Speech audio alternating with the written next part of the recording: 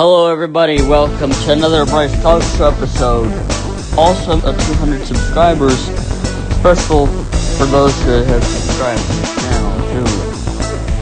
Because as of Sunday, that's what happened. So, like I say, I hope you enjoy it, and thanks for those who subscribe and are watching, and those who are still watching today, and keep up watching, and hope you enjoy, all the stuff I do.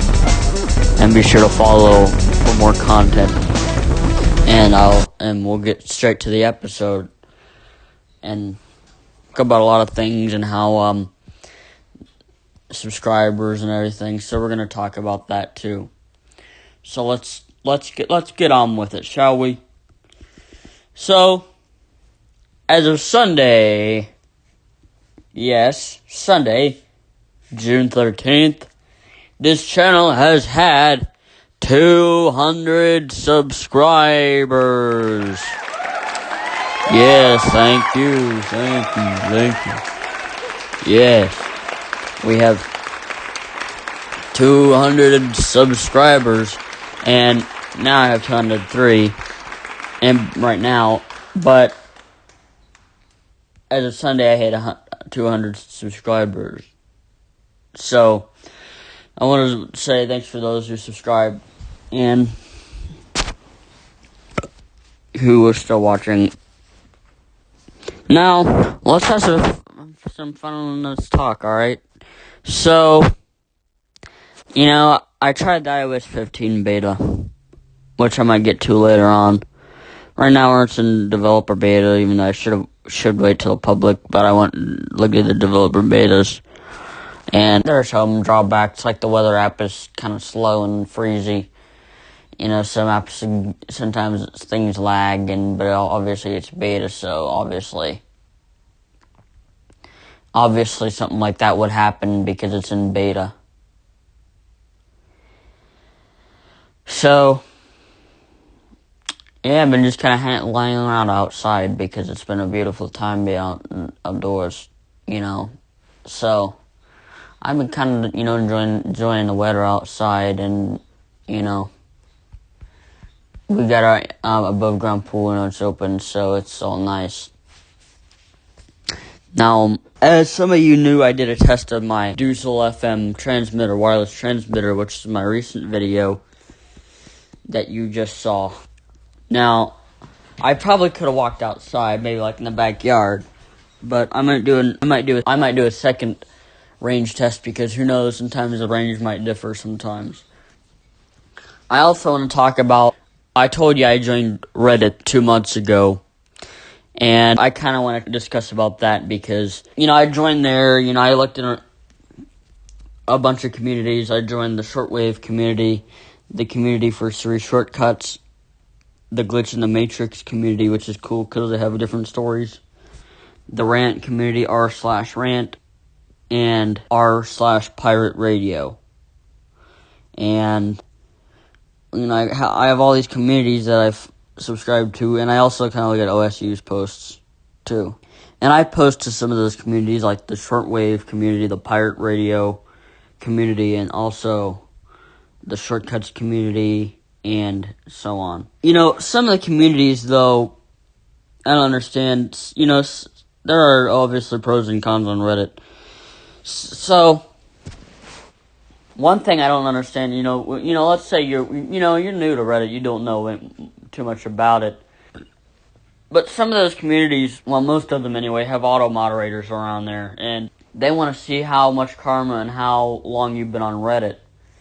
Why does that even matter? I mean, some people are new. I mean, if you want to tell them the requirements of how much they need before they start posting something, why don't you just let them know then before they, when they join or something? Because, I see sometimes when I join something, they'll say, hello, welcome to whatever, but, and they don't even discuss that in the rules about the karma stuff. They just let you know behind after you post something, and then your thing gets removed. Which, I don't understand what, because, I try to post on a few things, like the rant community, the glitch in the matrix, all these communities, some that, obviously I don't know anything about, But there are communities that don't care about karma at all, but some do. I don't understand why they do. For those that do that do care about it, I don't understand. I mean, a lot of these people are new, just trying to start somewhere. And I also look on the community for Florida, r/Florida, and look at people's posts. I should post about my vacation times there, because I got a bunch of photos and stuff on YouTube. And, well, videos I shared already too. But I haven't posted on that community yet. Right now I'm just seeing people's posts. But I might post media about me with the alligators when I was at Everglades. But, yeah, I don't understand why, like, some of those karma, people care about so much karma that you have low karma, or you've been on there for at least, or they say your account is new, or you have low karma. Some communities do that.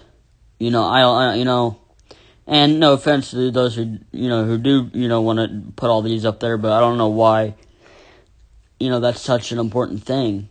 Is it so that way, you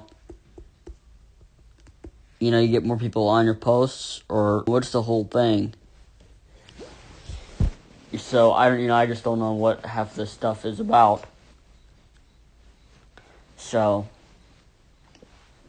but other than that, yeah, I like to go and scroll and look at posts. So I look at people's posts and questions, and thoughts, and especially with the rant community, listen to people's ideas and their problems. Some people's things are what they don't like and they hate, or they just want to vent about, But that's something I, try to do, And also, I talk about, be on YouTube, and so. The first rant I was going to post on that community is why I think that automation and robots aren't the future to moderating content on the web, because it really isn't. I mean, if you see what's happened to places like TikTok and YouTube and how they take stuff down for wrong things and they didn't even do anything wrong, especially if you think about what's going on in Facebook right now, with people being sent to stupid Facebook jail for stupid things. But, so yeah, I made a rant on that, and then all of a sudden I see that it was removed because, I've either been there for a short period of time or have low karma. But why does it even matter to some people, which I don't know why it does to some. But whatever. And I do share my shortcuts with the shortcuts community. I post some shortcuts online that I put on there, like on Routine Hub or iCloud or whatever. I recently developed a shortcut that plays a sound from plays a lot of 2000s nostalgic sounds from the 2000s. Since I'm kind of the 2000s guy, and the 2000s have been getting a big comeback, which is great because, So what I did was I, worked on a shortcut. I'll promise I'll get back to Reddit, but I want to get into this. So I worked on a little shortcut about 2-3 weeks ago. And, I would look on YouTube and find some sounds and ads and stuff from the 2000s, we got the PlayStation sounds, we got the Xbox original startup, and we got the Zoo Pals, and we got the, that old Zoo Pals. I think that, didn't that air on Nickelodeon or Disney? I think it was Nickelodeon or something, but Zoo Pals definitely was aired on most children networks. And also we got the Motorola Droid sound effect. Droid. Yeah, and we also got some Windows startup sounds, and Charlie bit my finger. Yep, that's right, because that's 11 years old. So, I thought, we'll add that in there. So, and also some TV intros and logos, like the Universal logo, the very first one. And I might add the other one too. And I also added the Pixar animations, which is notorious for their Finding Nemo and Cars and all those movies. And, I did all these things. I added all these sounds. And also the Snoosh logo. Snoosh or whatever it's called. from Nickelodeon, which was also on shows like Hey Arnold and all these things. So, we also, we got a lot of things, about 14, 13 plus sounds on there right now, and we'll keep expanding it. So far, since posting it, has 32 downloads through Routine Hub, and if you want to check that shortcut out, I'll leave the link below, so you can get some vibin' 2000s vibes in you. But it's a great, it's a good thing to look at and, revisit and stuff. So that's why I did so. So, but we got a lot of sounds on there from coming soon to theaters and all kinds of great things. So, if you want to download that, I'll have the link in the description. It's on routinehub.co, company, not C-O-M, but C-O. And it's on the website right now, so you can go get the shortcut and, enjoy it. Now, back to Reddit. I also shared that link with the Shortcuts community, too, because that community is dedicated to shortcuts and series shortcuts, and people on the Shortcuts community, people like to discuss shortcuts, talk about shortcuts, share their shortcuts on places they put it on, whether it be the iCloud website or Routine Hub, whatever. So, and I thought since I'm a shortcut creator and I do shortcuts and I put them online, I figured that would be a good place to put share them around. So I did, and it's got 70 upvotes already. But yeah, definitely get the shortcut from the Routine Hub website, because you'll like to go and vibe with me on those sounds. If you want to go on the feedback section and suggest some sounds you want, I got some ideas, but if you want some more sounds, let me know on the feedback section of the website. I already got one person on there that said that maybe I should make the shortcut shorter by putting all the base 64 stuff at the top of the choose from menu action, which I'd kind of be freaked out about, because I don't want to end up screwing the shortcut, because it's already good. It's maybe just a little with a base 64.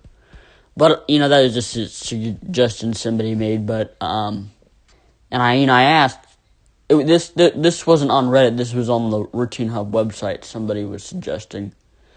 And I said, but wouldn't that mess up the audio by not playing it if I moved the base 64? And I'm like, yeah, but you gotta have all the base 64 and text on the, behind the choose from menu. And I'm like, alright, I'll try to keep that in mind, but I don't know. I don't know if that would, but I'll have to see. So, yeah, but it was definitely a fun thing I was making. But if you also want other sounds you want, because I got a few ideas that I might add on there.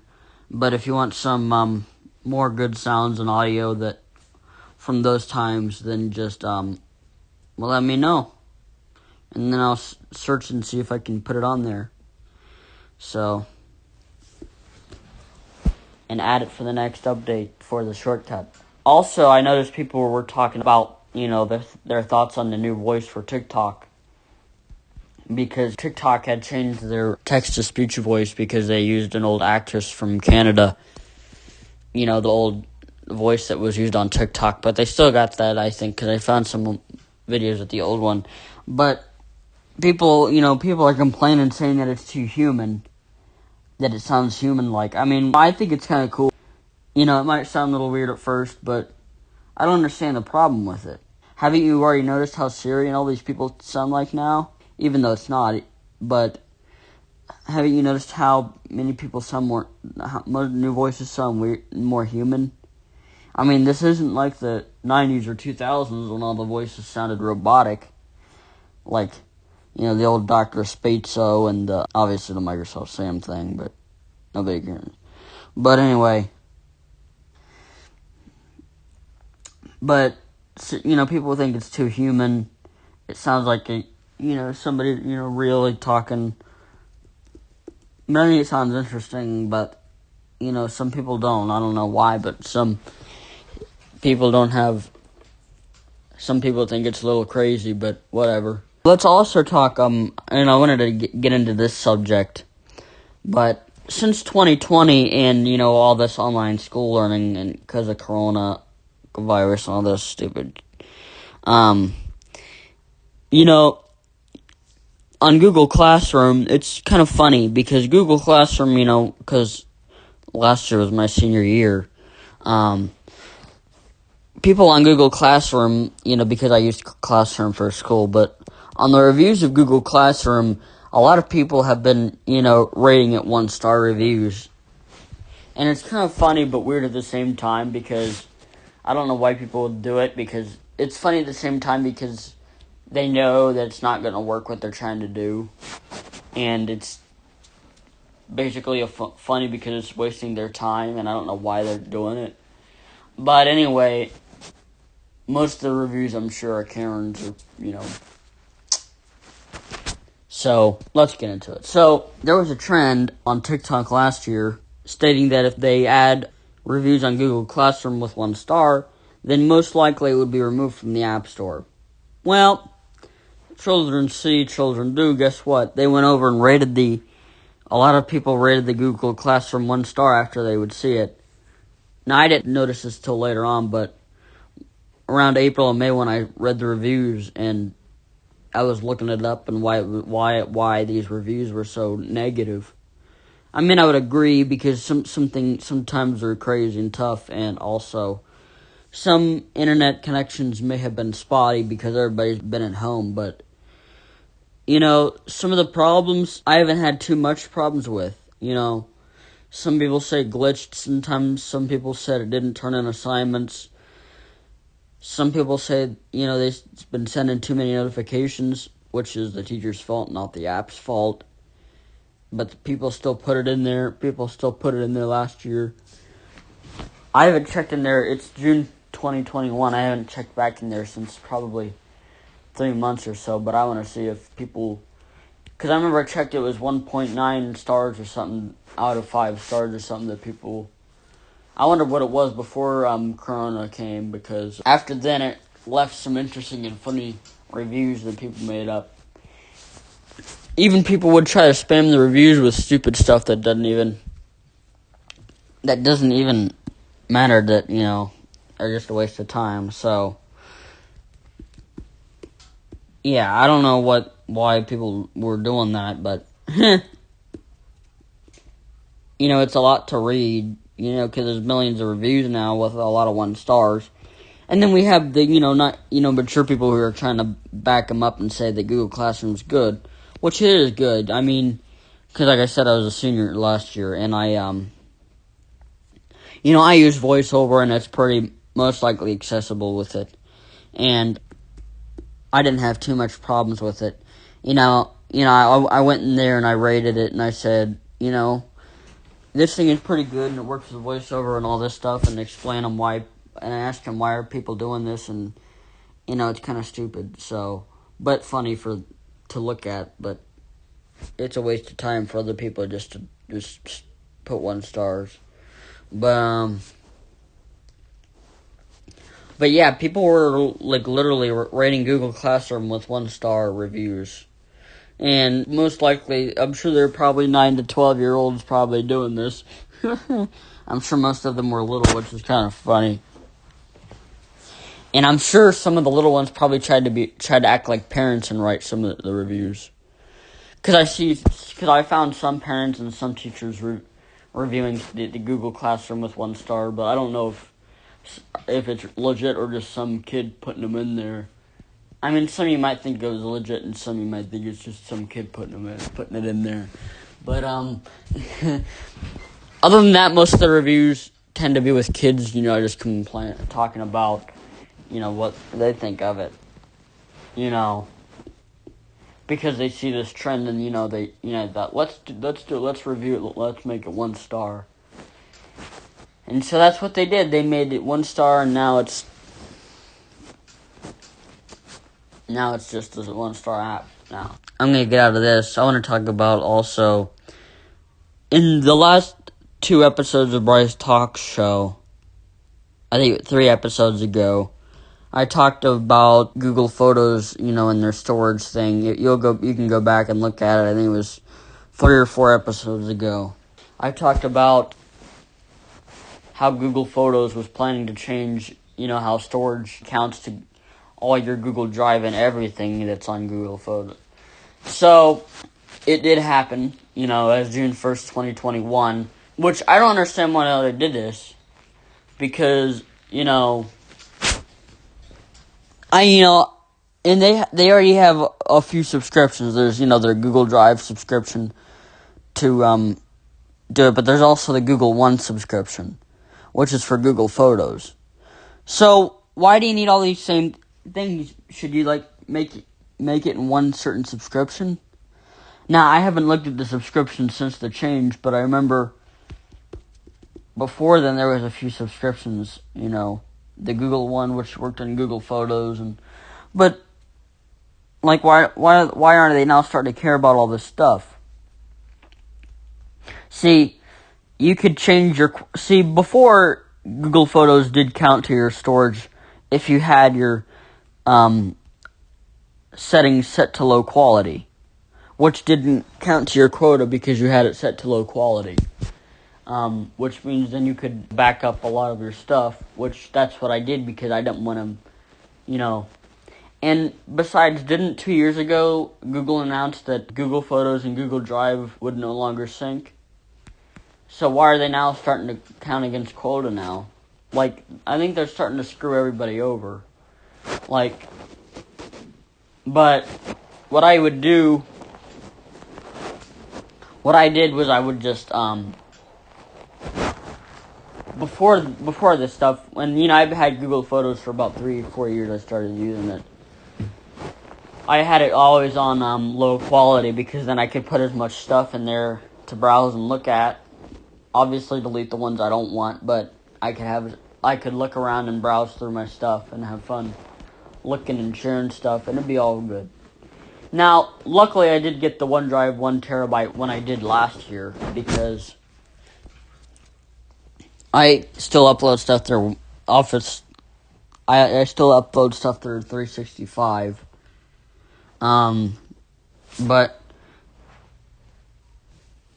I don't know why these people are trying to roll this out now.